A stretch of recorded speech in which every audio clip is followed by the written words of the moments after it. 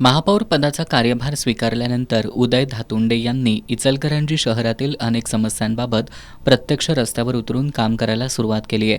शुक्रवारी त्यांनी सहकार नगरमधील श्रीमंत नारायणराव घोरपडे शाळा क्रमांक 39ला अचानकपणे भेट दिली. महापौरांनी शाळेचं कामकाज आणि उद्भवणाऱ्या समस्या मुख्याध्यापक गणेश साळुंखे यांच्याकडून जाणून घेतल्या.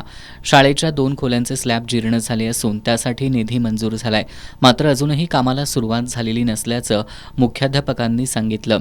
संरक्षक भिंत काही ठिकाणी कोसळल्यामुळं नागरिकांकडून कचरा शाळेच्या परिसरात टाकला जातो. स्वच्छतागृहांची अवस्था, क्रीडांगणाच्या परिसरातील कचऱ्याचे ढीग यासह अन्य समस्यांची त्यांनी माहिती घेतली. यावेळी त्यांनी अतिरिक्त आयुक्त सुषमा शिंदे यांना फोन लावून या शाळेच्या दुरुस्तीची कामं तातडीनं करून घेण्याच्या सूचना दिल्या.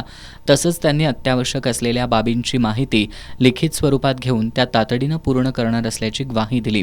यावेळी परिवहन समिती सभापती अरुणा बचाटे, प्रमोद बचाटे उपस्थित होते.